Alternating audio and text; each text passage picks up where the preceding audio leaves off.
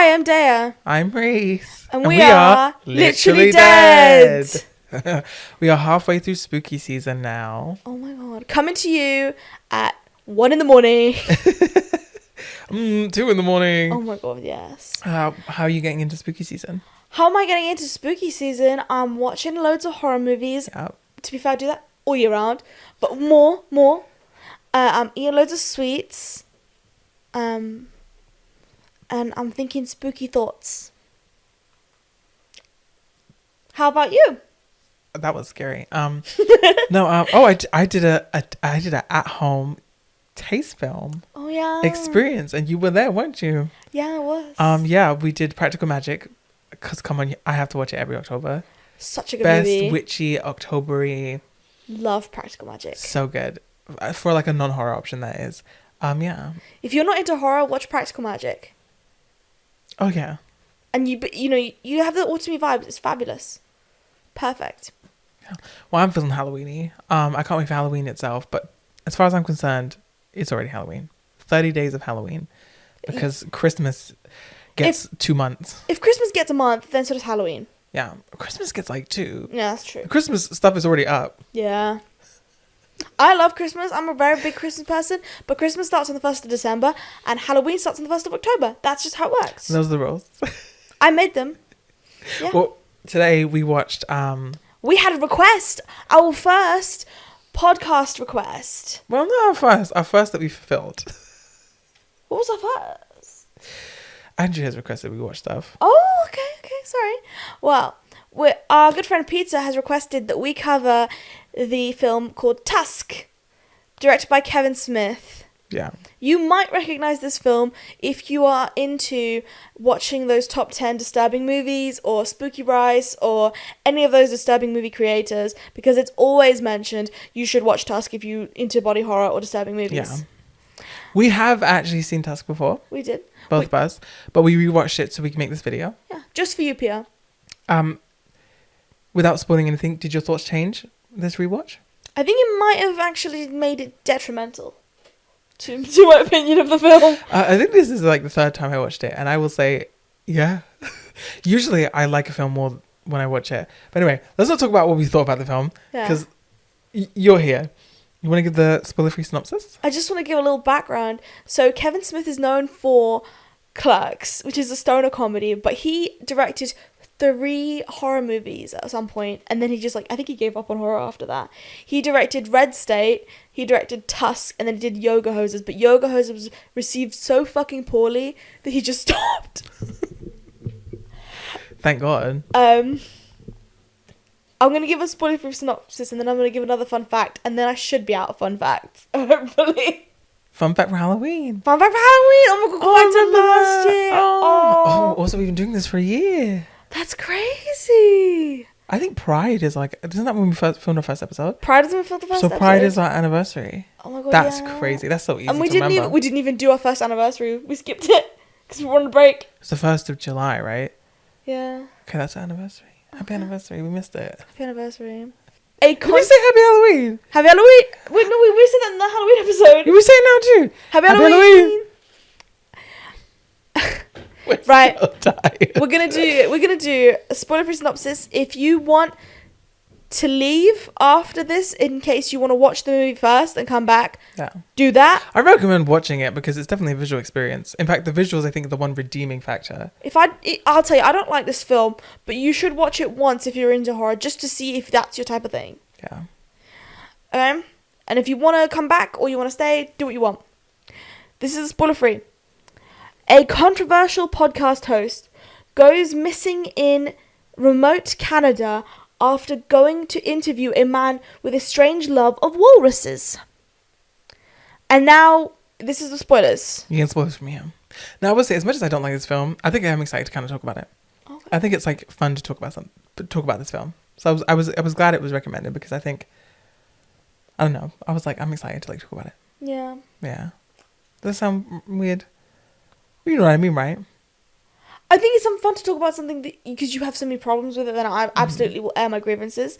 But I actually find that when we talk about mediocre films, I have a lot more to say because I have the good and the bad. When a film's just so good, I just think, oh yeah, it's great, and then you only see the good things. Yeah. But when a film's so bad, you only have the bad things to say. But I have a lot to say about mediocre films. Especially when a film is like really, really good, because then I'm like, I don't even have the ability to talk about this and do it justice. That's when it gets really hard. Yeah. I'm like, it was really good.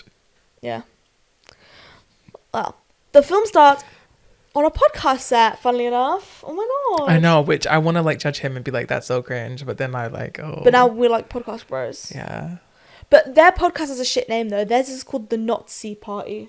Yeah. NOT. But obviously because SEE. Because they're American, they say it like Nazi. Yeah, they say, join the Nazi party. I mean, they very do careful. it in a German accent. They do it on purpose. Yeah. They're such fucking edgelords. I think they're so cool. And it opens with them getting a submission from a fan. Basically, they do like a "you've been framed" video submission type thing. This fan bought an old laptop and found an old video of it of a kid who calls the Kill Bill kid playing with a fucking katana in his basement. No, sorry, in his garage. And he accidentally chops off his leg, and they're like, "Whoa, that's so cool!" Whoa, whoa, whoa, whoa. And then they're making fun of this fucking kid, and I'm just like, what is funny about this? Yeah, they get in contact with him. Who the fuck is watching this? Like 12-year-old like neo-Nazis. But Kill Bill Kid agrees to let him interview them, so he goes to Canada to go and interview him. And when he arrives at the Kill Bill Kid's house, he sees a funeral in the backyard. Can I just say, Kevin Smith got the idea for this film from a fan submission on his own podcast.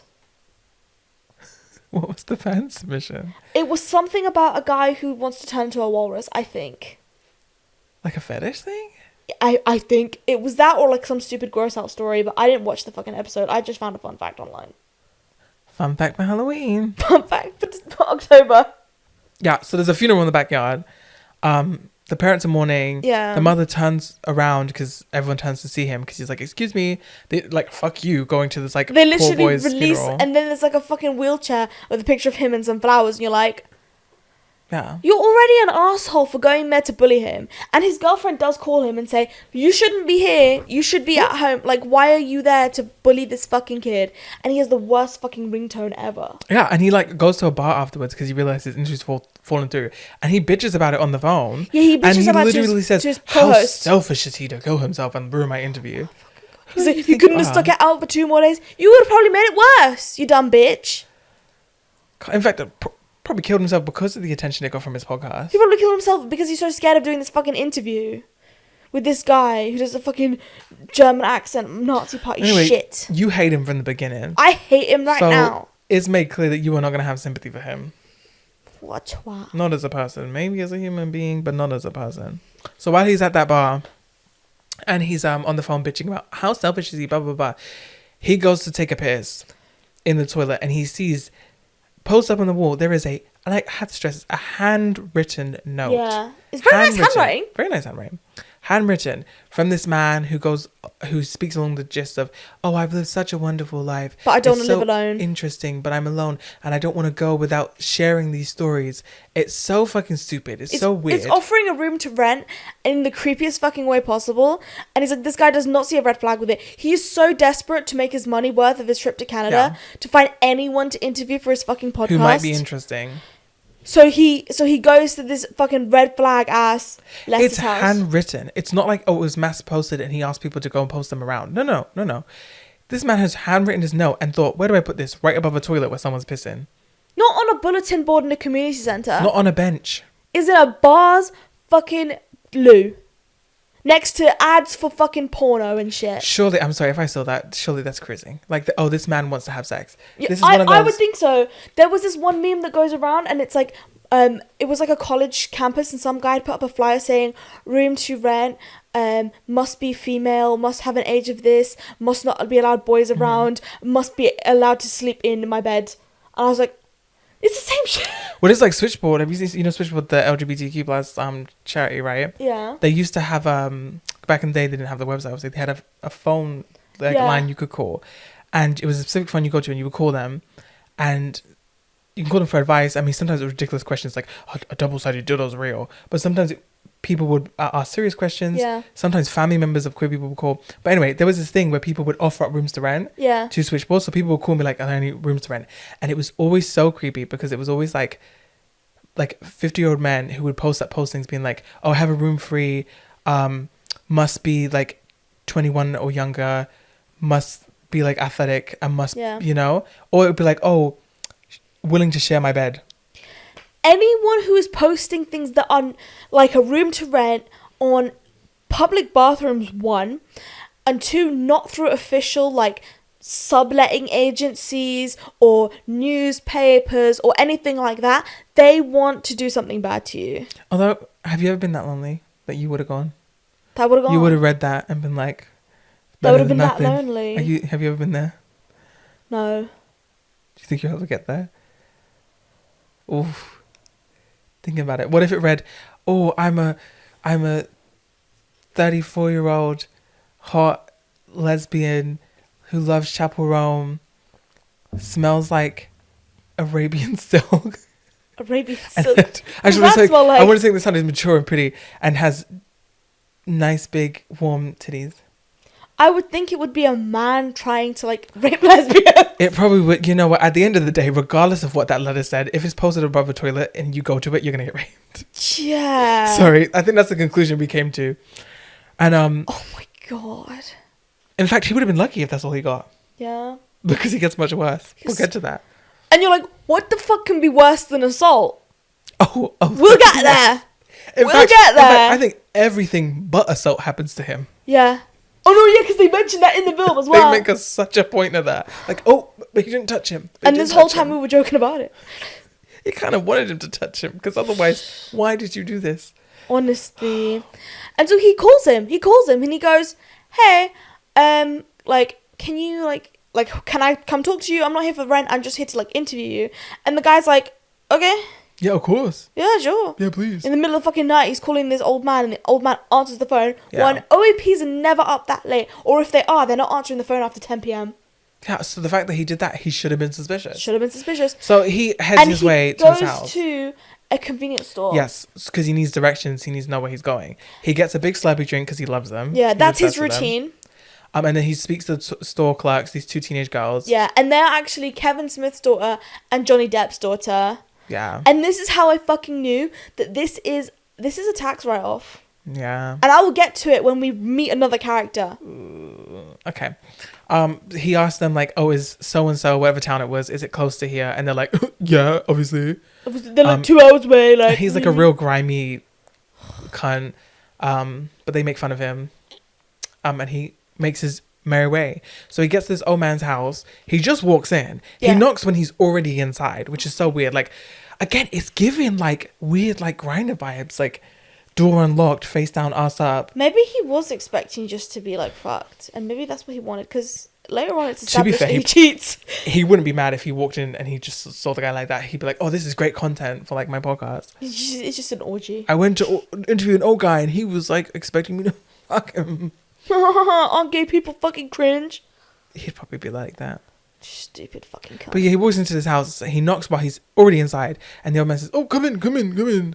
So he comes in, and the old man is sat in a chair by a small little table. Yeah. And it's a very big room. This man definitely has money. Yeah. The house looks huge. He offers him some tea, and he's like, "Oh, first I need to piss." And then the guy goes, "Smashing." So he goes and has his whiz. He makes eye contact with this really creepy tea cozy. Which, like, kind of cute. Do you think the old man made it? I don't know. Like, it was well done. I don't know. The old man had all this weird stuff in his house, but it all seemed very masculine. Very eclectic. It was very like, oh, memories and tools and maybe some old weapons, etc. But then he had this cute little pink knitted, like, it was definitely handmade, cozy, and it was really cute. But it was creepy and it was staring at how he pissed. Weird. So he turned it around. Such a weird focus on that. Why does he piss so often in this movie? Oh my god, he really does. Anyway, he goes back into the room and he's like, oh, I needed that. Like, we get it. And the old man is now in a wheelchair. He was originally in a chair. Now he's in an electric wheelchair. Yeah. And he's made tea. Cute, right? Yeah. So the guy picks up his teacup, has a sip of tea, and starts walking around the room, and they start a conversation. Yeah. He's just touching up all this guy's stuff. Yeah. And I'm just like, why? Like, the first thing I was taught in going to people's home, and this is a visually impaired person, I need to touch shit, right? Is you don't touch other people's trinkets without asking. And this man is walking around in this guy's home, touching up everything, getting his grimy fingers on all this antique shit. Like, you don't know this man. He didn't invite you to touch his stuff. He invited you to maybe stay and this talk to him. This could be a crime scene. You could be getting your prints everywhere.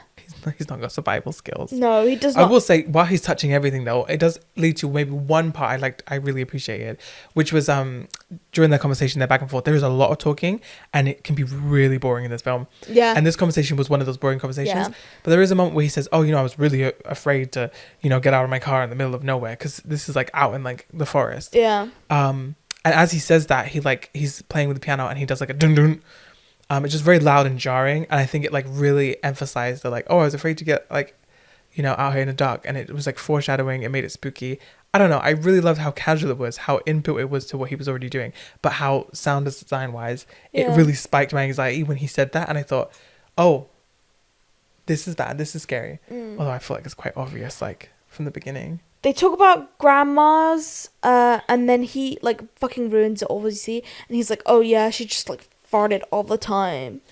Then the old guy's like, I don't know what a podcaster is, and then he shows him like the stupidest fucking clips. Most of the clips are just laughing at stupid, like kind of offensive shit, like borderline, and it's just like that's the first clip you're gonna show to people. Yeah. And then the old man's like, you're allowed to like say that on like thing, and like, yeah. Also, this sounds mean, but he looks like he's like 30, and when the old man's like, oh, what's a podcast? He's like, you sound like my mom.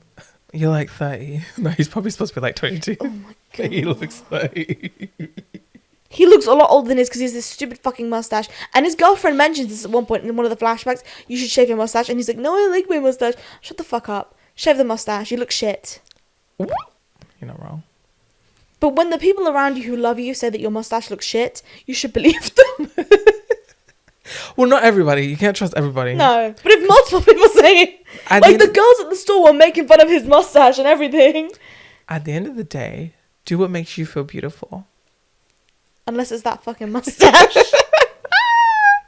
That was atrocious. But they continue their conversation after he explains what a podcast is. Yeah. They talk about Ernest Hemingway. I'm surprised that fucking asshole knows what Ernest Hemingway is. Yeah, he's like, oh, you know Ernest Hemingway? And the old guy is like, yeah, we were like in the army together, right? Navy? Yeah, and he's like, oh yeah, I gave him a bottle of booze.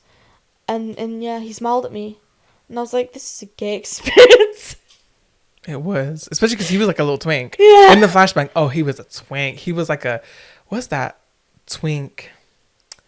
They got an Amazon Prime show. Helix Studio. He was a Helix Studios twink. Oh no. He was a Helix Studios twink. And then one of the one cool lines in this movie is that he says, oh sorry, I'm spreading my legs. It's just an ordinary bottle, because the guy's like, oh, it's so cool, but if you add a story to it, it becomes a talisman. And I'm like, oh, this is gonna come up later. No. This conversation gets really boring. I can't lie. It genuinely just is a conversation of him talking to an old man. So much fucking talking. And the old man just sharing his boring story. It's like I like the Ernest Hemingway one. Oh yeah, sure. That one came with a flashback. Yeah. So I had something to look at. Yeah. Otherwise, it's just them sort of sat there talking. I mean, it's just reverse shot for a lot of it, to be honest. There is a little bit where the actor, the podcaster, what's his name? Wallace. Yeah, Wallace. Like, you see that he starts to seem to get a bit tired and dreary, like slowly. So this is that you take note of, but otherwise they just sort of sat there very boringly talking for like 10 minutes. And then Wallace picks up a walrus dick bone. Yeah, because he's looking at the artifacts again because he's nosy and touches everything, and he's like, "What's that?" And he says, "Oh, it's a walrus dick bone. It's got a fancy name for it. It's a walrus dick bone. It's a walrus dick bone. It helps with the erection." He picks it up. He starts like pretending to suck it off. He does all like the dumb, fucking podcast bro cringe comedy shit you think he would do with it. Yeah, and then he's like, "Tell me the story about this walrus dick bone." And he was like, "Oh yeah, well, a ship sank in Siberia, and I was stranded on an island, and a walrus saved my life." Oh, but he does it in like 10 minutes. Yeah, you did it in 10 seconds. No, because I fucking hate this. I remember this specifically. This is a problem I had in film school as well. People would say everything about their movie and when they were trying to pitch it to me, except for the fucking plot. they would tell me the color of the character's hair and shit, and I was like, no, I want to know who's in it, what's happening, how it ends. Boom, boom, boom. Yeah. You do not need to give me all this extra fucking detail. You can say, oh, I was on this ship in Siberia and we were looking for great white sharks, and then suddenly the ship sank and I was drowning and a walrus saved my life. Yeah. And then, boom. Wow, how fucking... But he gives you all this context that's just not relevant. Like, and I get it. The story itself is interesting and you can ask for extra context, but the context we're given is so shit that it's like, why do I care? Yeah, like, don't get me wrong, I agree, there's something authentic about it. If I was genuinely at this old man's house and I was hearing a story from him, I would expect all this context. I would. But from the perspective that I'm watching a film that's about a different story, this is a story within a story. And the story that is within this story isn't relevant. I'm sorry. Him meeting the walrus is the only relevant bit. The fact that they were chasing great white sharks, not relevant. The fucking specifics of how the ship broke down and he was like, but it's not relevant. It's not relevant. This episode sounds like we're so angry. We're not. We're just like, why? I want to watch a good film. In fact, what I would have liked to hear more of is what happened when he was actually on the island with the walrus. Yeah. Because all he says is, oh, the walrus saved him. And it basically, and I don't even know if he says this now or later, but it basically like tucked him in for warmth and like basically mothered him. Saved his life. Great. Okay. Tell me what else. Like, how long were you stranded there? What did you eat? What did you eat? Like, what? That seems like the traumatic part. Like, don't get me wrong. Like, oh, your shit broke down. Like, and you thought you were going to die. Yeah, you were in the Navy. Like, shit happens. like, what'd you expect? Oh, your ship sank? Shit happens. Was it so funny? She's in the Navy and like, where he was getting, oh my God, what the fuck? I don't know. I reckon, like, oh, I don't know. Anyway, it turns out the tea was drugged. We knew this. We knew this was going to happen. He sort of falls asleep, passes out, knocks and his then head. the old man calls him Mr. Tusk. That's, foreshadowing. If you've not heard about the twist of this movie, you're going to hear about it when we get to it. Yeah. But, he calls him Mr. Tusk. I mean, by the way, just to say, I think the one thing that does come clear from that story that was way too long is that he is eerily obsessed with walruses. Yeah. And that's the one actual relevant thing you get from that. Like, eerily obsessed. He Like, calls them beautiful, he calls them amazing, blah, blah, better blah. than humans, blah, blah, blah. Yeah. But yeah, so our guy is knocked out. And then we get a flashback, don't we? We do. We get a flashback to him and his girlfriend, Ali. And she's, like, jerking him off? I think she's sucking him off. Okay. And then she, like, stops and she's like, oh, you don't deserve it. Not even a selfie because you're going to bully this kid in She Canada. edges him. And then when he's right there, she stops and she's like, don't go tomorrow. Take me with you. To Canada, because, he's always in Canada right now. Yeah. Take me with you, don't go. And he's like, I have to go. And she's like, don't. Like, she basically tells him, like, this is shitty. Like, you're making fun of this little kid. You're doing something bad. This is horrible. I miss the man I fell in love with because he was a good person. Heartfelt and probably actually funny. Yeah. And he's like, old Wallace was shitty and nerdy and unfunny. Yeah. And it's like, you're not a Chad. You're not exactly a Chad now, babe. Also, I will say, we do find out that his podcast is quite successful because in it, he does like to flex that he made like over like $100,000 in just advertising, not even including merch or any other money they made. Which, we get it. That don't make it good just because it's successful. Just because there's money don't mean it good. There's so many successful people that I'm thinking they are shit. Yeah. And she's like, can I at least come with you to make sure like you're not doing something stupid? And then he says no because Teddy gets, his podcast co-host gets funny about it, and he says that I'm not funny when I'm with you, right? Yeah, he claims that his co-host thinks he gets distracted by his girlfriend. Yeah. We're going to find out why he really doesn't let his girlfriend go in a bit, but oh yeah, and then they have this, she says the one good line in this movie, the one honest line in this movie, and it's cringe humor is lame. And I completely agree with that. Like, throughout the 2000s and at least a part of the 2010s, cringe humor was everywhere. It had a grip on society. And it's so fucking stupid. It's bad. And I'm glad that it's kind of fallen out of fashion a bit. Like, we're being such haters. We are. No, because you know what? Cringe is powerful. I do like cringe. I think cringe in film and TV shows is a powerful emotion. You have fear, you have excitement, etc. You know the ones. We're all human. But I think cringe is a powerful one you can use in film. Absolutely. In fact, Fleabag uses it. The first seasons of The Office use it to great effect. Booksmart and what the fuck is the other one? Bottoms, that uses it really well. But it just doesn't need to be malicious. No. I think the best cringe is when it's relatable. Yeah. when you're cringing together with the character rather than cringing at the character. It's like punching down humor versus punching up humor. It's like, if you're punching down, you're just being a dick. You're not being funny. This is turning into like an opinions podcast. It's fine. No, you know what? Because we're punching up. Because Kevin Smith's in the industry, right? We're not in it right now. We're punching up, okay? Yeah, we're punching up, so it's fine. Yeah. Stop bullying people's not fun. Don't bully people. Although, to be fair, I think the guy is made to look like a terrible person, so I wouldn't hate... I wouldn't hate Kevin Smith for that. No, he clearly points out that the character is bad. Yeah. So it's not... Kevin Smith's not bad, Wallace is bad. No. Nothing against Kevin Smith. I mean, well, nothing. No, this movie against him. I don't have anything against him personally. I don't know anything. No, I don't really... I have nothing against personally. In fact, I think he does have some fun films, just not horror films. I think this is the only film I've seen of his, to be honest. Maybe that's why I have something against him. But I don't know anything about him. I don't know. There's probably something terrible. I don't know. Probably. Maybe we should have Googled. Yeah. If he's like assaulted anyone, robbed anyone, or like... A pedophile. Is that a Diddy party or a certain island? Please drop below. Oh my god. God Christ. What is it called? So, oh yeah, and then he has this whole bit that lasts way too fucking long about how she has like a Latino accent. She does not. She has the mildest one. She gives the impression of someone who maybe moved to America when she was like 10 and now she's like 28. That was the vibe. I didn't even hear her accent. It was like, there was a hint when she said certain words. Okay. But it was, she was so Americanized. The fact that he made such a point of her accent just made me hate him even more. And the bit lasted so long. Anyway, he wakes up in a chair and he's having a conversation with the old man, Howard. Howard is like, oh yeah, you got bitten by a spider and I had to call the doctor. And like, well, he has a lot of excuses, and I will say that by that transition, let's not just dust over it, because what happens at the end of his flashback is that she starts touching him again, and he starts moaning, and then it cuts to his face now moaning, but he's moaning because he's just woken up. But you do kind of think like, is he having sex? Especially because he's just been knocked out by this old man. Everybody's thinking it. The old man is sucking him off. Everyone was thinking it. I thought that too. I was like, is the old man gonna like? You know? But he doesn't. It zooms out and he's actually just sat in a wheelchair. And the old man is in the corner sat in his electric wheelchair. Yeah. But the old man is very like phallically and very suggestively stroking a tusk up and down with a cloth. He's like cleaning it. He's jerking Tusk off. Yeah, he's jerking the tusk off because we're in a sexual mindset at the moment.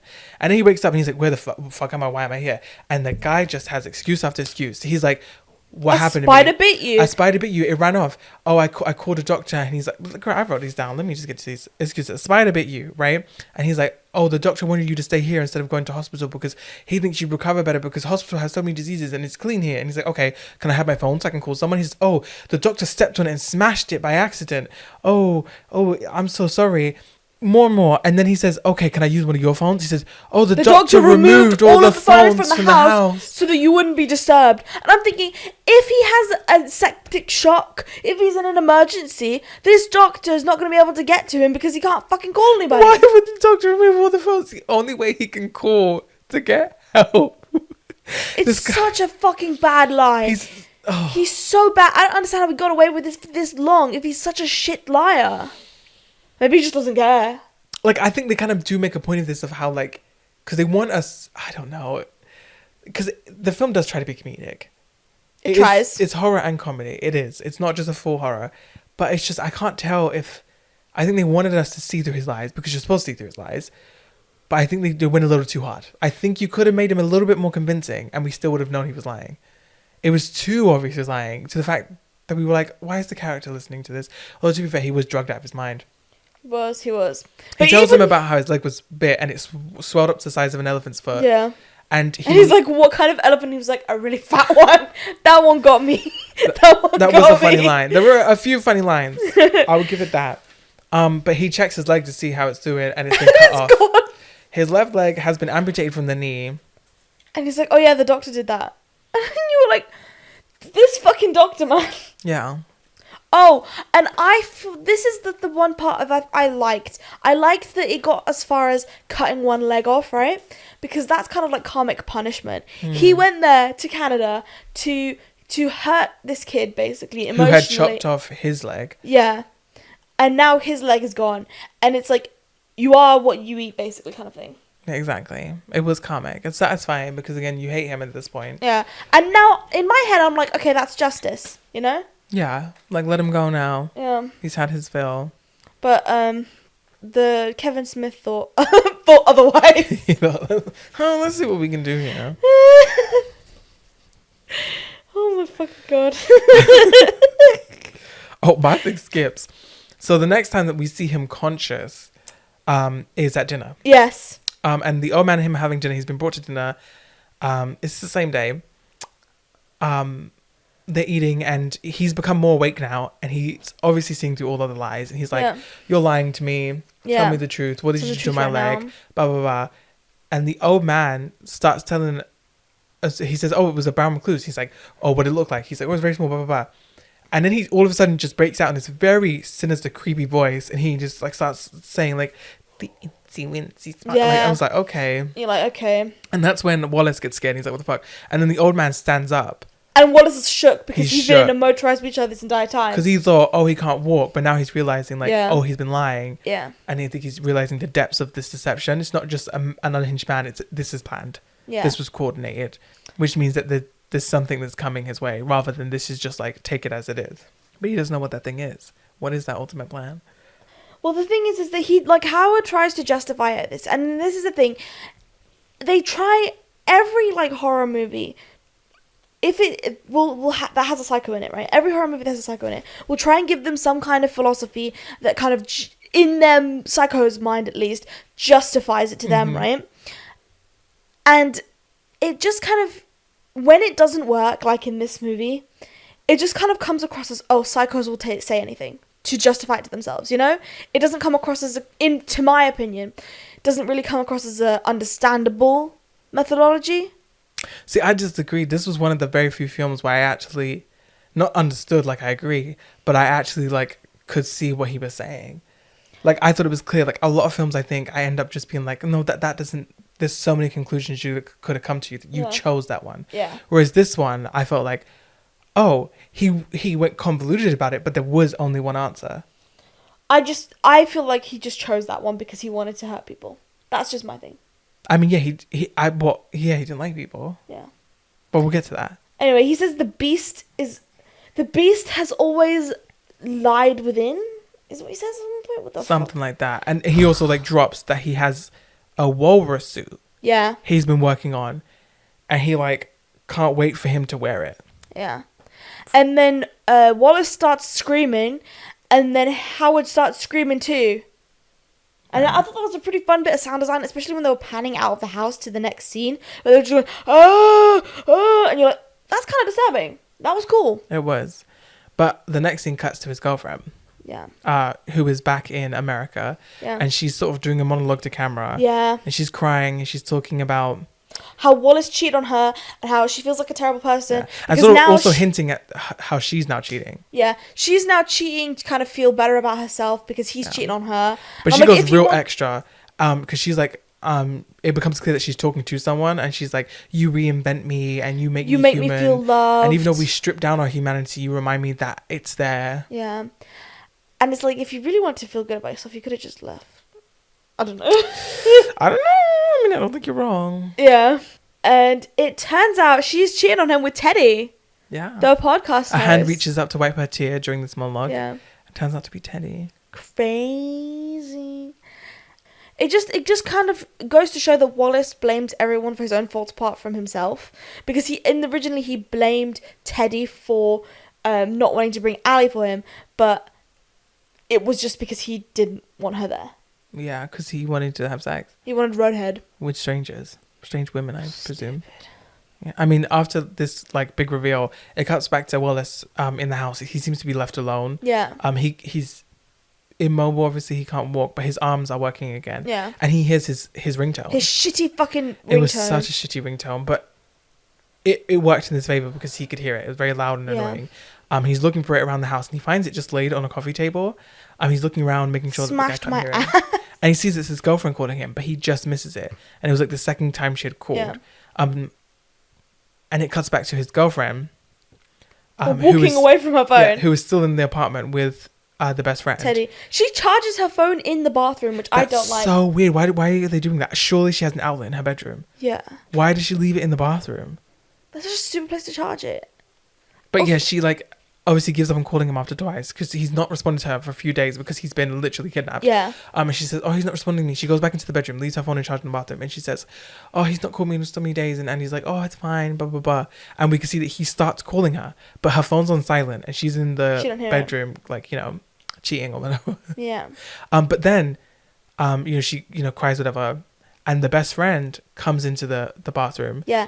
And we see that Wallace tries to call him as well. But he's brushing his teeth and he doesn't notice. Yeah, he does. Or he ignores it. He ignores it.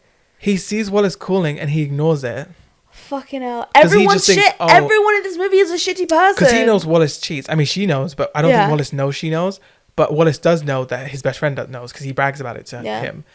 So he's like knows what a dickhead is. So he probably thinks like, oh, he's shacked up with some woman. Like, that's why he's not calling her. And when he saw that he called him and not the girlfriend, I'm sure he was also like, oh, you're calling me but you're not calling her. I just think everyone in this movie is a shitty person. They really are fucking atrocious. But he leaves a voice mail on both of their phones, and in one of the voice notes he says, call the police. You have a phone. You call the police. You call the fucking police. After he called the girlfriend, he left her a voice note literally being like, help, whatever, right, call the police, blah, blah, blah. After the end of that, I thought, oh, he's gonna call the police now. He's like, the first call you make is to the police, and then if you're done with the police and you still have more calls to make, then you call your family, right? I agree. He didn't call the police. I'm so confused. I'm so genuinely confused. He had time. The police would have actually answered. Yeah. What did he think his friends were gonna do? The police could have like maybe triangulated his location. Yeah, tracked his phone. What are his friends gonna do? Yeah. And again, he had time to call 2 people too. Yeah. Before we see the old man in the background. In every kidnapping movie I've seen, they keep them on hold so that they can track the phone, right? And I think it's for like 30 seconds or some shit that you have to keep the phone on for. Mm-hmm. That man had 5 minutes. He had 10 minutes. I think on the actual phone, I think he had at least like 2. Yeah. You could have gotten Halle Berry on the other phone. But just to give you an example, in that one movie, the voicemail basically was like, I've been kidnapped. I'm somewhere in the middle of Insta, Manitoba. I'm somewhere in the middle of Manitoba. Please call the police. Like, out me. I think he wants to turn me into some kind of animal. That's the gist of the voice mails. Why doesn't he say the more specific place that he told the girls in the thing? I know he was panicked. But also, he must have some form of address to get to the exact house, right? Yeah. Sure, give whatever you had. Yeah. Or like, if his phone was working, like, maybe he didn't have internet, but if he did, he could have maybe, I don't know. Google Maps it. Yeah. Although I'm sure his phone was capable of that. I don't know. Could you send locations in the late 2000s? Maybe not. I don't know. What year was this? 2014. 2014? Girl. 2014. This was in 2014. He could have sent his location. Sent his location over fucking WhatsApp. Put it on Twitter. I don't know. He has millions of fans. One of them could have been in Canada. Track his ass down. This is ridiculous.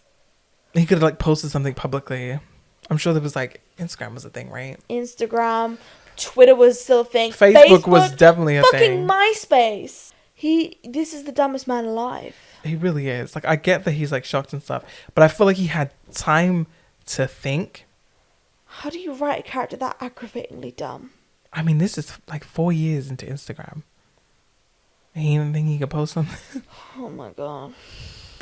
I genuinely start live streaming. After he got off the phone to his girlfriend, I genuinely thought he was gonna call the police. Yeah. The fact that he called the best friend is so funny. Anyway, the old man comes behind him, knocks him out, hits him with a blunt object in the back of his head. Cut to the next morning, and finally the girlfriend's woken up. She's brushing her teeth, taking a piss. Oh no! Wait, you need to say this quote. So Howard, he says when he knocks him out, or when he's like beating the shit out of him, he says, "You will be a walrus, or you will be nothing." I'd rather die. I'd rather be nothing. I'd rather be nothing. I'm sorry, kill me. Honestly, maybe I would have held out a little longer to see if I could escape. But once my arms were sold to my torso, I would have drowned in that fucking pool. I would have said, okay, yeah, make me nothing. And it's a disturbing concept. But, you know. But yeah, the next morning, the girlfriend wakes up. She's taking a piss. She's brushing her teeth. And she finally sees the voice note that he left. She listens to it. And she's obviously mean like, and she actually takes it seriously, which is good. Which I love. She gets up, shows the best friend. And she's like, we have to do something. And he says, oh, I got one too. He he knew that he called fucking knew. and ignored it. Anyway, they start telling the police, and then they, fly over to Canada or plan to, whatever. And then we had this discussion when we were watching the movie, and we think that the old man kept the phone to taunt Wallace. Yes. Yeah. Because why would he keep his phone out just on a coffee table? I mean, he could just be reckless. I mean, he doesn't seem very good. He's not a very good liar. Yeah. Although it's weird because later on we find out that he is kind of a good liar. So it feels like everything he does was done intentional, and he put so much effort into the scheme that I would say that he did intentionally leave Wallace's phone out to give him some sort of false hope. Yeah. And then I think he wanted to break his will, and that's a really big theme. Yeah, and he does talk about his backstory now. He talks about how he was raised in an orphanage, and Catholic priests and shit would rape him. Catholic priests, politicians, because the nurses, orphanages were all turned into asylums to make money in Canada. Religious leaders. I don't know how true that is, but it sounds like fake to me. But apparently all the orphanages were turned to mental asylums to write off some taxes or some shit. And so that's why all the kids were being abused. And then he ran out and he got on a boat and he never looked back to Canada. Yeah, as soon as he was like 15. 15, 16? He just got on a boat left and joined the army or the navy. But then it's and then he says, it's better to be a walrus than to not be. And I'm like, why don't you turn into a fucking walrus then, bitch? Well, we'll get to it. I know. But at that point in the movie, I was like, why don't you? Yeah, please so much. And then it cuts back to Teddy and Ali, and they're in the car, and they're calling the police, and they're like, oh yeah, we have a picture of him, go to naziparty.com, and the police hung up on her. Yeah, because they thought she was being funny because she said Nazi. And the guy was like, spell it. Which, by the way, while the old man is monologuing, it seems like he's sewing something. We don't get to see it just yet. No, he's sewing something together, and he's got gloves that are bloodied while he's monologuing about getting molested and stuff. And around the room, because we're getting a 360 of him, we see these sort of posters of anatomy of humans, and then also posters of anatomy of walruses, and then some of the posters show the anatomy spliced together as well. And there's also some what looks like hanging pieces of flesh, hanging from the walls and some hooks and stuff. Yeah. I think it's revealed then. At the end of his monologue. Yeah. And then Wallace is a walrus. Done. Well, no, Wallace is not walrus. He finishes the monologue, and then we finally get to see what he's been sewing. And he has sewed the upper sort of arm, the bicep area, to Wallace's torso. So he can only move the lower regions of his arms, which later on gets described almost like a T-Rex. But obviously we know it's actually more like a walrus. But on my notes, it says here, police hang up on Ali. Wallace is walrus. I think it might just be happening then. I think you skipped ahead. Maybe. I do not give a fuck. You skipped ahead of the reveal. You thought he didn't get revealed yet, but he did. Yeah. So we did the reveal, and then it's technically they call the police and stuff. Okay. Teddy and Ali track Wallace down. They go to Canada. The Canadian police put them into contact with an ex-cop. The Canadian police are just as shit as the American one. They're just like, oh, we don't have serial killers in Canada, but here's an ex-cop that think we do. And it's like, excuse me? You don't have it there? Which Sorry. they have been having bodies turn up without legs and limbs missing. Yeah. They have been. He just doesn't think serial killer. The police are absolutely... All I wrote was the police were useless. Fucking typical. And during this time, before they meet their special thing, that's when we see Wallace as a full walrus. Now it's a disturbing reveal. Which was, I think, too much of a jump. I think if I wanted this to be a body horror, I wanted it to go slower. It was going at a great pace. His leg was gone, cool. Some scariness, it's feeling inevitable. His arms were sewed to his body. Okay, next step. And his other leg was removed. I thought it would be a little bit more, but it literally just goes leg remove, arm stitch, full walrus. This full walrus suit. He's fully inside of it. I wanted to see more of that. Yeah, it's a good walrus suit. The prosthetics are very good. Very creepy. His screams are very piercing. The first time I watched it, I was like, actually, that's really creepy. Yeah, it's very piercing at first, and then as it sort of continues, as we get these scenes of him as a walrus, there's a point in which he screams, and it sounds almost exactly like a walrus. Yeah, because he does cut his tongue out, which again we don't get to see or hear. No, we don't even know that. We just hear about it later. We know he can't talk. We can see he can't talk. We don't know, but we find out way later that the tongues get cut out, which was annoying. Again, I wanted to see more of that process. And now he's like, the old man is like, oh yeah, walruses swim. So he has this like chain and a button, right? And he pushes the button and the chain drags Wallace from a little platform into the water. Yeah. And Wallace is paddling for his fucking life, like trying to survive. It looks like I'm like, why would you at this point? I would just kill myself. It looks like one of them exhibits where they keep like penguins and stuff. Yeah. Where there's like a platform in the middle and it's surrounded by like a water moat. And the old man is clapping. He's like, yeah, you're doing it. He's drowning. Yeah. And then he looks down and there's like another old walrus suit, but like skeletal. Yeah, because he sinks into the water. He's like drowning. Yeah. But when he sees the skeletal walrus and realizes that someone's already been hit and they've also died, he starts fighting, and that's when he starts swimming, because he doesn't want to end up like that dead walrus in there, which, by the way, that's just been marinating in that water for like years. And to be fair, it's a skin suit. It's not a bone suit. Like, that's not been marinating. I think months more than years. Like, it's festering in that water, because it's not just skin and bone at this point. It's like flesh is still there. The eyes are gone though. Well, what my assumption might be is that the skin on the outside, because the skin on the outside that makes the suit isn't made of his skin. It's made of like other people's limbs who've been sort of like cut off and like skin put together. So maybe that skin's been put through a process to preserve it. Like leather? Yeah. Whereas the skin on his actual body, like his face, isn't. So that decayed. So when you see the walrus that's dead on the water, its head is a skull, but the rest of its body's still intact, because his actual physical body couldn't be put through the preserving process. But the skin suit was. That's kind of my assumption. I think that's kind of what happened. I didn't assume. Because for his whole face to strip of flesh to the bone, but the skin suit to be left, I think that's what happened. Okay, I believe you. I didn't think about it because I didn't care. The walrus skin suit is literally the only interesting thing in this film. So I clinged onto it, and I actually I tried to think about it. Then Johnny Depp's in this movie. Maybe that's the problematic thing about Kevin Smith. No, he's in this movie and he has a really awful fucking Quebec accent, and every scene he's with like him, French Canadian. Every scene with him, it feels like it's been improvised. Like I almost don't want to say that he's a bad actor, because he's a great actor. He's an amazing character actor. And what I will say, this role was a transformation. Like a lot of his roles are. Yeah. It's just that what he transformed into was insufferable and annoying and shit. Again, great performance, but the character itself is shit. It's a shit character. I'm gonna say that his performance was bad in this one. I thought his performance was transformed, and to me that is still good, even if it's like shit. If it was so different than himself that he was almost unrecognizable, and that to me is still impressive. I personally just think that it was transformed, but maybe not in the way he intended. Maybe not even the way Kevin Smith intended. And I think that not every transformation is a good performance. I don't know. I genuinely can't believe that they watched Johnny Depp's character. Like, don't get me wrong, I hate his character, but I can't believe that that's not what they wanted. Because no way they watched that and thought, oh, that's not what we saw. You know what I mean? I guess maybe surely the jokes they landed saw the for same them, thing. But I just feel like it was so ass. I can't imagine that they saw anything but he's the ex-cop. He's the ex-cop that was looking into the murders and who thinks there's a serial killer. Or who knows he's the serial killer. He says 23 people have been killed by Howard. And then... Oh yeah, and they call him... Apparently they call the serial killer the first wife, because they sew the legs together, they sew the arms, and they cut the tongue out, and it's... She doesn't touch you, she doesn't have sex with you, and she doesn't let you speak.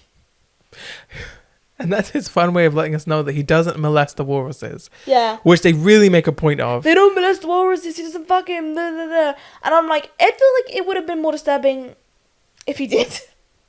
And maybe it would have been making more sense if he did. Yeah. I don't know. But it's gross. And what I will say is, like, this whole interaction with Johnny Depp is so long and boring. And especially when they first meet him, because they meet him in this, like, burger place. Oh, yeah, diner, sorry.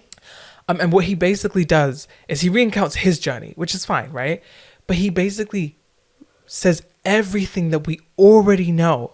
He says that this man will often put up postings in places to like find people, but he does this so long. He takes so long that they'll often put up postings to find people that like when they get to him, he'll like start with removing their legs, and he like breaks their will, and then he does this thing where he sews their art. Like he just goes through and says everything that we have literally already seen, but long. He takes forever to get around to it because he has little tangents he goes off on, like whether it's about burgers or... And he has to repeat the same thing three times. And he constantly goes like... He repeats again and again and again. What was that?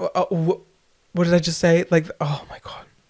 But he's just saying everything we just saw. He's just repeating what we saw. What is interesting, and I think the only interesting part, is he does say that he met the killer 2 years ago, where he basically... It's a flashback, so we actually get to see something different. Exactly. And he approaches this house, and he approaches the killer who was on the porch of this house, because he's basically found a posting for this like small little shack house. And Howard is pretending to be intellectually disabled. Yeah. Because that's so funny. It's so funny, and it's so... Oh. It's so effective. But it throws off Johnny Depp's detective character because he thinks that this person, like, oh, he's got to be innocent. He's not capable of anything. And it's like they're talking about a previous murder, and they mention the guy's name so many fucking times. They're like, Gareth Gumtree. He's some like hockey player. And it's like, why do I still remember that? I shouldn't remember that. Although I will say one thing that was kind of like sinister about this scene is when he talks about how he realizes now in, looking back that he was the killer and that he should have like investigated further, and how the Gareth Gumtree was probably in the house while he was on the porch, and it was probably very similar where he was probably in a wheelchair missing his legs, and he was probably like begging that the guy notice he's in there, or maybe his tongue had already been cut out, and he could hear maybe the detective outside. Then what's interesting and I could see that. What's interesting about the scene is that Howard actually called the police to get them to send someone over about, was it like spiders? In his asshole, or is it in his toilet? In his toilet, I believe. Okay, he kept saying poop hole, so I was like, but he like asked him he's going to shoot it again. He's pretending to be intellectually disabled. I'm just like, what the fuck? So it's like sounding ridiculous. Yeah. And Johnny Depp's like, I don't have the authority to shoot at a spider. And this is where I wrote Adam Sandler tax write-offs. And if you don't know this, Adam Sandler makes loads of shitty comedy movies, which we all know about them. Some of them I love, some of them I don't love, right? We all have one which we like. But the theory about his Happy Madison Productions is that sometimes he'll just make a movie to get a tax break or some shit. Or give his daughter a credit. To give his daughter a credit. Or, you know what I mean? So basically, I liked that film. He just takes his friends to an island or whatever the fuck, and he just makes a shit comedy. And then, like, boom, he's made some money because people are gonna watch an Adam Sandler movie. Oh, yeah. I'm gonna watch that fucking movie probably, because I like them. A lot of them. Yeah. And then he gets like a tax break, right? And that might not be true, right? But that's the general, like, that's the theory that people have on it. And that's what I thought this movie was. And even if not his films, there are many films that are known to be just tax write-offs. Many of them. And that's what I thought. Kevin Smith and Johnny Depp both have their daughters in this. I'm like, is this like a tax write-off? Is what I thought to myself. Because it's so shit. Half the lines seem improvised. I don't think there's half of these were in the script. It was such a close-knit crew too, because you know that like the whole cast know the director. Yeah. And they were very close. And the fact that their daughters were in it felt like, are they just trying to get them credits? Is this just a type? Almost like Johnny Depp like made a deal that he'll come in the film, like if his daughter could get like a scene. Yeah. It almost felt like that. Like it felt so contained and so their chummy. Daughters are also the same. They play the same characters in the next movie, Yoga Hosers. So it kind of felt like that. I don't know. Or maybe they were trying to prop them off. I don't know. I feel like, are we just not getting it? Like, is this the funniest film ever? And it's just not funny. Are we wrong? Tell us if we're wrong. Is this your favourite fucking movie? There's a scene where Howard is lying on the walrus, Wallace, and he's just singing.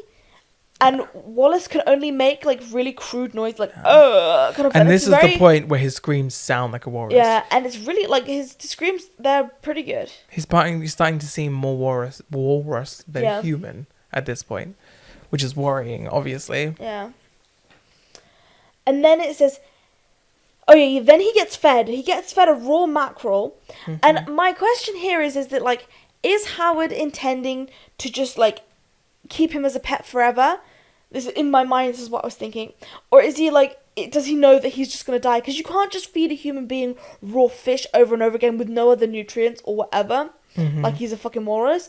Like that's not gonna. Like, they're Which, not gonna by the live. way, he calls Wallace now Mr. Tusk. Yeah. Which was the nickname he had for the walrus who saved his life many eons ago. So he calls him Mr. Tusk from now on. So we might refer to him as that. I just wrote W because it was shorter. So Walrus eats the fish. Yeah. And then it cuts back to the crew who's trying to track him down. And it's as if they use driving rituals, which takes 5 minutes to explain. Why? What kind of things does he do? Will he stop off at anywhere? Does he drink coffee? Does he have a wank? What does he do? And it's like, oh, he gets a Slurpee. He loves Slurpees. There's a ritual for him. Yeah. So then they go and they see the cashier girls and they remember what happened. And then they do that trick with a notepad where they like rub the pencil. Because they had let him use a notepad to write down the address. But can I just say, this scene dragged on so much. And it was so awkward because there was so much silence between the girls talking. Yeah. That just... just cut it down. It was almost like... It thought it was funnier than it was because it was almost like giving space for like processing and laughter, and I'm like, no, just there's no laughter, just move on. I don't need time to do anything. It dragged on so much. It took them so long to just be like, oh, he was here, he asked for an address, he wrote it down in this notepad. Oh, give me the notepad. Oh, here it is. Oh, this is the address. No, they couldn't just do that. They couldn't just do that. There had to be like, and the girls are so weird because they just had this thing with like, no, you do it, no, you do it, but it's not even performed very well. Yeah. Also, there's one line in this that because they don't show like the full conversation in the first time he's in the convenience store, but in the second time they do, and he says #thanks, and I just thought that was really cringe. I agree. Yeah. Which, by the way, can I talk about these like Slurpees though? Because I actually, when I was in Toronto, I actually had like a 7-Eleven Slurpee, and I just want to go on about how good they were.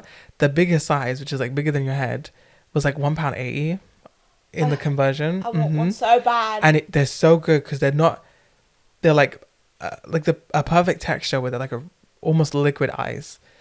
So like right to the bottom, it's flavorful. Oh. You don't suck all the flavor out of the ice. Right to the bottom, it's flavorful. And they had so many good flavors, and you can mix it yourself. They had like 8 different flavors, and they were like they had this like creamy mango flavor that was so good. That sounds so nice. It really was. Yeah. But it's so sweet though that you genuinely hate yourself. Just fun fact. And now Walrus and Howard are swimming together. Howard is fucking naked, and I'm thinking, you're naked anyway. You may as well just molest him. Yeah, I was like, oh, I was like, okay, here it is. I knew it. I was like, he's not molested the other ones because they weren't walrus enough. Because he says this. He said, no one's come this far. And I thought, oh, here it is. No one's been walrus enough for him to fuck. But this one is walrus enough, he's right? Like, surely. Because why is he walrus enough for you? Stop making me laugh. Wait, yeah, he almost drowns him. He holds his hand under the water. And again, we thought, oh, suck my dick. We thought that's where he was going with it. Or he was just going to kill him. No, but he was butt-ass naked. No one's ever come this far. No one's been this walrus. And he's like, now I'm going to come this far, bitch. Yeah, he shoves his head down in towards his pelvis. What are we supposed to think? I'm almost mad. I was robbed like an assault. Molestation, yeah. So fuck that walrus man. Like, was that implied? Were we supposed to be like, is he gonna? And he doesn't? I just want to clarify, we don't actually advocate for fucking walrus people. Oh, please don't. No. Don't make walrus people. Don't do that. And bestiality is bad. We're only upset that the walrus was molested because they put such an effort into saying that he wasn't, but then they do shit like this. Pick one. Is he a rapist or not? Literally, is he a rapist or not? Somehow we said that word in any episode. It really is. I'm so sorry, everyone. How many? We're gonna get like 2 clips out of this without the word rapist in it. You can beep it. Fucking. What was it? Rapist. Oh, I hate when people say that. It's necessary though. Also, I like it. It softens the blow. I don't like the word. No one likes the word. Yeah, but it's just nicer to hear rapist. It's nicer not to hear either. Anyway, he was either gonna grape him or unalive him. Yeah. And then it says, help are close, right? So, the crew's close. They're almost there. They're outside the house, right? And they're loading up with guns. And Johnny Depp gives the guns to the Americans. And Teddy's like a pussyo. He's like, oh yeah, I don't want any of them. No, no, no. And he's like, what kind of American are you? And that joke got to me. That was good. And he's like, an American who doesn't want to touch a gun. And Ali's like, pick up the fucking gun, Teddy. He's okay. He picks Teddy, up the gun. Cut back to our walrus and the old man. The old man is now in his own walrus costume.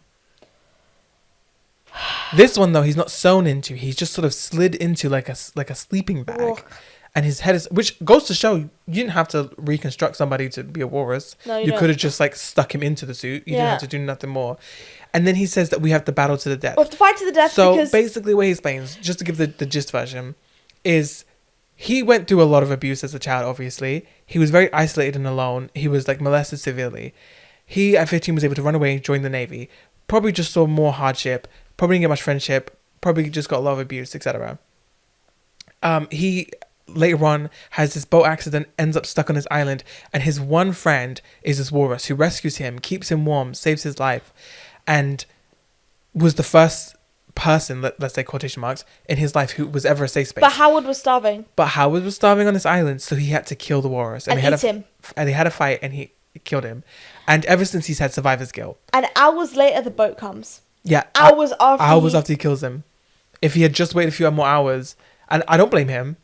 No, you have to eat what you have to eat. Yeah. Everything else he does, yeah. Yeah, I blame him for that. This Fuck killing that. the walrus and eating it, I don't blame him. No. But it's like, obviously hurts. He thinks like a few more hours. If I could have just held out for a few more hours, my friend could have lived. Yeah.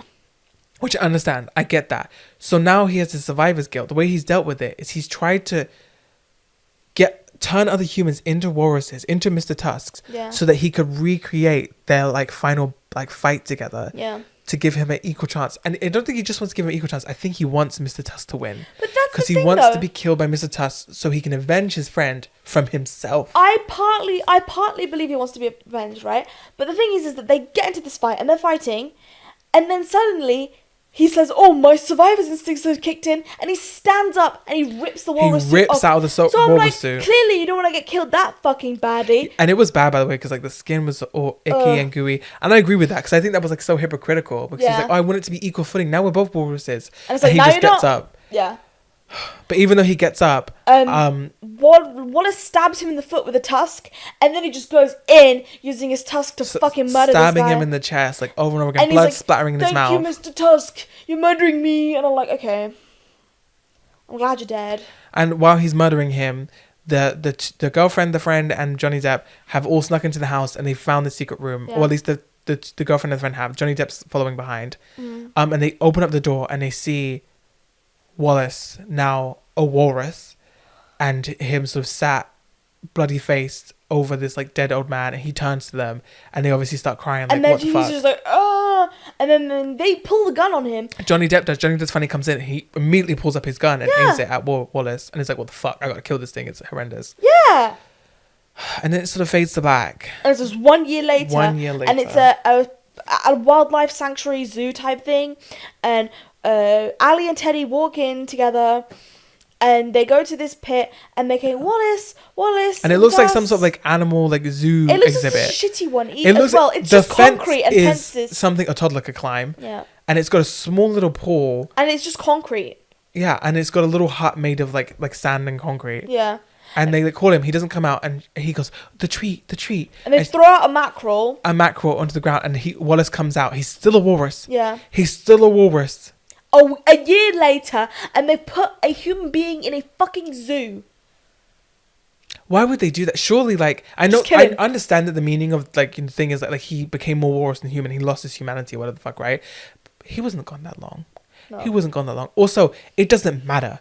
They're not gonna leave him in there. His body is mangled, and his body is tied up wrong inside the flesh of like other people. Are you sure he's gonna get an infection?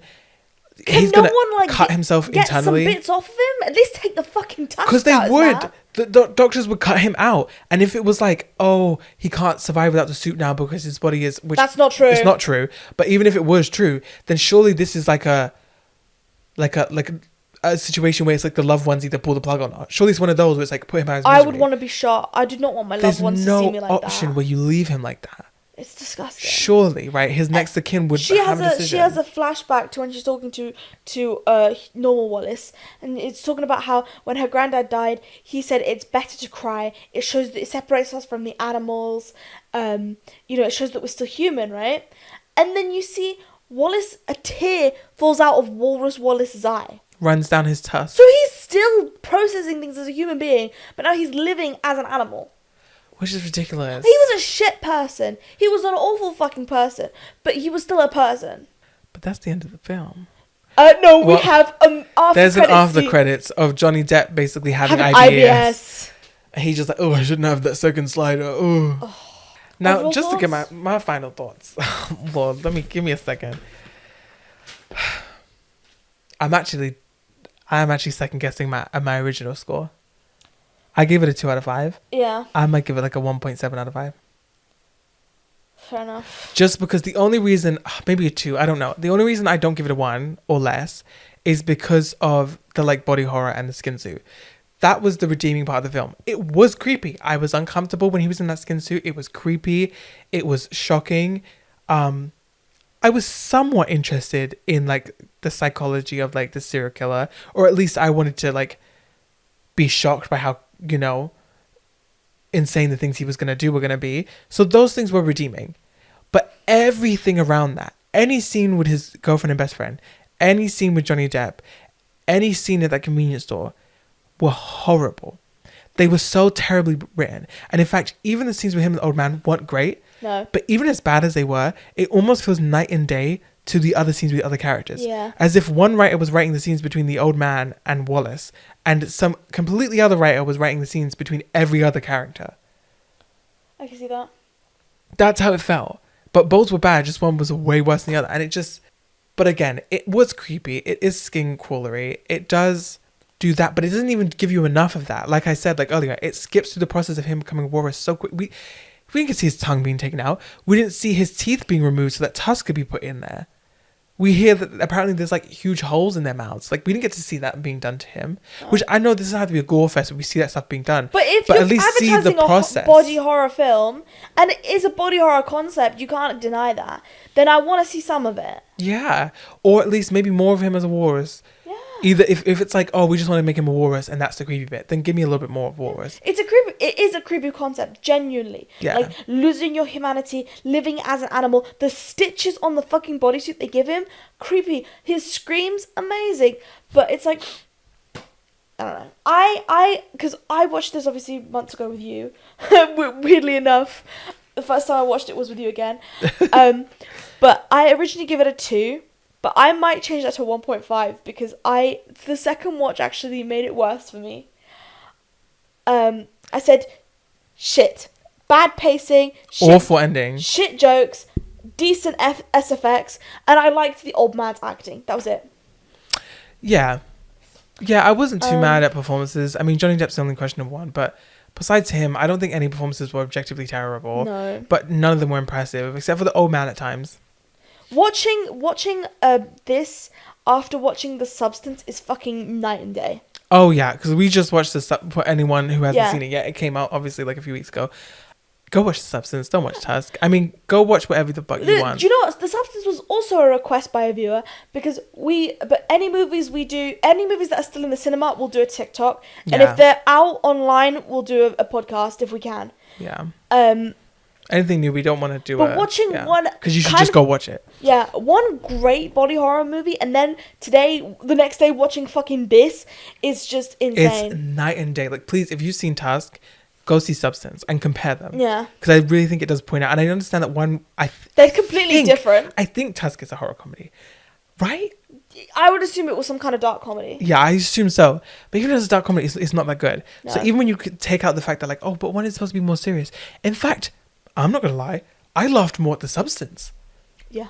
Some of like when she becomes like an old like witch and like she just fuck off. yeah, that was there were funnier scenes in The Substance than in Tusk, and I don't think The Substance was intended to be comedic. I mean, I'm sure they saw the comedy in some of the scenes, but it wasn't like a goal. dark comedy. Yeah. Apart from those few scenes. Yeah. Watch The Substance. That's my final thoughts on the Tusk. Watch The Substance. Yeah, watch a different body horror. Watch a different horror comedy. Watch Behind the Mask. Although, trigger warning, The Substance is a lot. Oh god, yeah. So it's a lot. Just know it's a lot. If you don't think you can handle it, don't watch it. Thank you, Peter, for requesting this episode. Thank you, Peter. Shout out. I will be having strong words with you though. Like, please pick better movies. We'll have to ask him about it and see what his thoughts are. I don't think he's seen it. I think he's just heard it's disturbing. Prove me wrong, Peter. It's not Comment. that Have disturbing. you seen it? And the thing is, I think online for people who haven't seen it, because we also watched it with another friend who hadn't actually seen it before. Yeah. And they said this, like they had seen clips online, but all the clips you see online are of the walrus suit. Yeah. So you don't imagine that the entire story around it is so boring and slow. Yeah. Final thoughts, watch Substance. Yeah, watch a different body horror. Watch a different horror comedy, not this one. If you wish to request a film, you can comment it down below. You can comment it under our Instagram post or our TikTok posts. Yeah. Or if you know us personally, you can just DM us. Or give us the call. Yeah. Obviously, if hear it's from some people. If it's still in cinema, we're gonna do it as a TikTok or short form video. If it's not and it's still like we can find it online, we'll do an episode on it. Yeah. Let us know, what did you think about Tusk? If you watched it, please let us know. If you didn't watch Tusk, do you think you're gonna watch it now?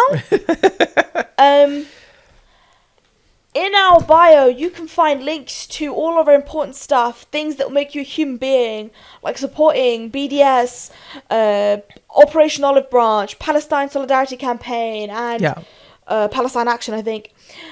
Underneath that, you can find us. Where can they find us? Instagram, TikTok, Twitter we never use. I don't think we have a profile picture on Twitter. Maybe we will someday. Yeah, those are the main places. Obviously, you can find us on YouTube. And you can find us wherever you find your podcasts. Yeah, wherever. I've said this a million times, but including Deezer. Including Deezer. That's my funnest fact. Why the hell are we on Deezer? Why are we on Deezer? Okay, thank you so much for watching. Subscribe. Bye. I hope you have a good Halloween. Bye.